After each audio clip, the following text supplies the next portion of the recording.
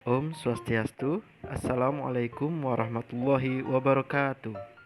Halo adik-adik, perkenalkan nama kakak Abdul Aziz Lutfil Hakim. Pada hari ini kita akan belajar materi kelas 4 sekolah dasar, yaitu wujud zat dan perubahannya. Sebelum kita membahas materi wujud zat dan perubahannya, kakak akan menjelaskan kompetensi dasar dan indikator pencapaian kompetensi.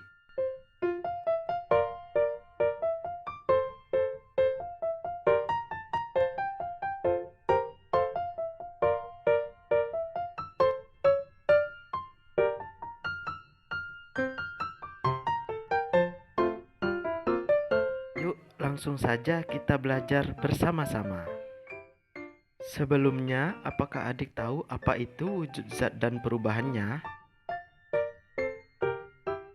Nah, adik-adik, wujud zat juga bisa disebut dengan wujud benda. Wujud benda dibedakan menjadi 3, yaitu benda padat, benda cair, dan benda gas. Kita mulai dari yang pertama, yaitu benda padat. Ciri-ciri benda padat adalah sebagai berikut. Yang pertama, bentuk dan volumenya tetap. Yang kedua, menempati ruang dan memiliki berat.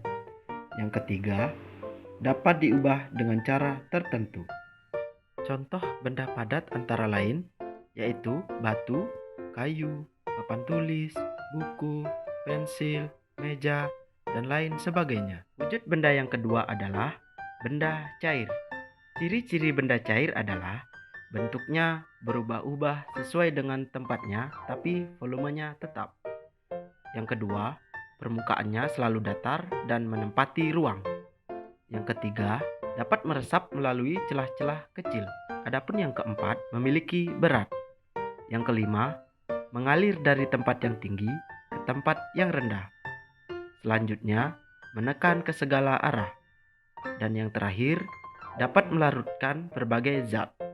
Adapun contoh benda cair antara lain yaitu air, minyak, oli, solar, dan lain sebagainya. Wujud benda yang ketiga adalah benda gas. Ciri-ciri benda gas antara lain bentuk dan volumenya berubah-ubah sesuai dengan bentuk dan volume tempatnya. Yang kedua, memberikan tekanan ke segala arah. Yang ketiga, dapat dimanfaatkan dan memiliki berat.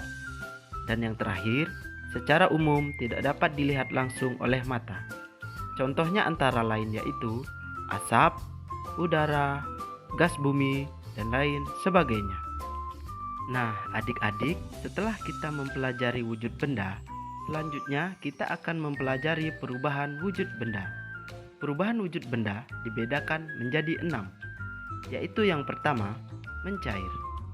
Mencair adalah perubahan wujud benda dari padat ke cair.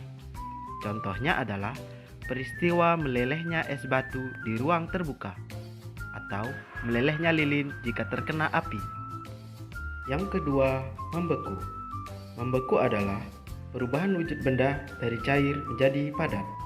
Contohnya adalah membekunya air jika dimasukkan ke dalam lemari pendingin. Yang ketiga, menguap. Menguap adalah perubahan wujud benda dari cair menjadi gas. Contohnya adalah menguapnya air ketika dipanaskan sampai mencapai titik didihnya. Yang keempat, mengembun.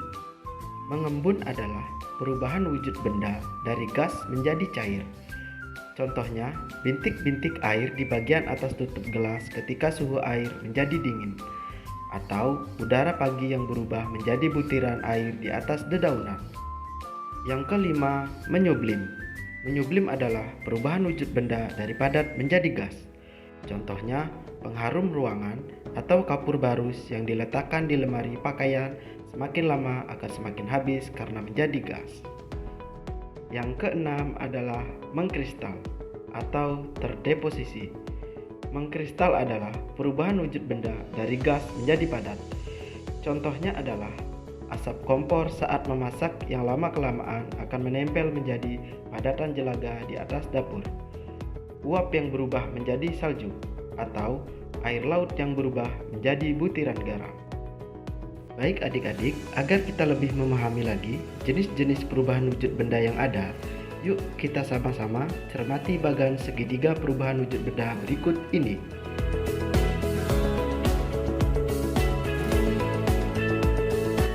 Nah, seperti yang kita ketahui, wujud benda dikelompokkan menjadi tiga, yaitu padat, cair, dan gas. Nah, adik-adik, peristiwa perubahan wujud zat cair menjadi padat disebut dengan membeku. Sebaliknya, peristiwa perubahan wujud benda padat ke cair disebut mencair. Selanjutnya, perubahan wujud zat cair ke gas disebut menguap. Dan sebaliknya, dari perubahan wujud gas ke cair disebut mengembun. Lalu, perubahan wujud gas menjadi padat disebut dengan mengkristal. Dan yang terakhir, perubahan wujud zat dari padat ke gas disebut menyublim.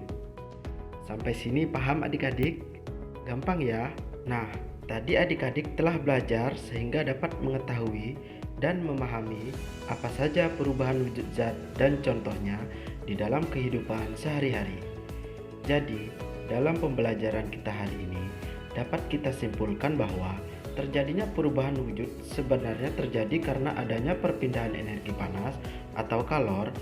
Pada saat zat menerima atau melepaskan kalor, maka zat tersebut mengalami perubahan wujud. Selanjutnya, pada saat zat menerima kalor, maka zat tersebut akan mengalami kenaikan suhu dan perubahan wujud. Misalnya, peristiwa mencair, menguap, dan menyublim. Sedangkan saat zat melepaskan kalor, zat tersebut akan mengalami pendinginan dan juga perubahan wujud. Perubahan wujud zat yang disertai pelepasan kalor yaitu peristiwa membeku, mengembun, dan mengkristal. Adik-adik, sebelum kita akhiri pembahasan hari ini, mari kita kerjakan soal evaluasi di video pembelajaran bersama-sama ya. Soal yang pertama, apa yang terjadi ketika air terus-menerus dipanaskan? Soal yang kedua, apa yang menyebabkan air dapat berubah wujud menjadi gas? Soal yang terakhir, mengapa es bisa membuat uap air berubah wujud menjadi cair? Oke adik-adik, cukup sekian pembahasan dari kakak. Mudah-mudahan bisa bermanfaat bagi semua dan mendapatkan ilmu baru setelah menyimak video pembelajaran materi wujud zat dan perubahannya. Sampai jumpa pada video selanjutnya ya. Om Santi Santi Santi Om. Wassalamualaikum warahmatullahi wabarakatuh.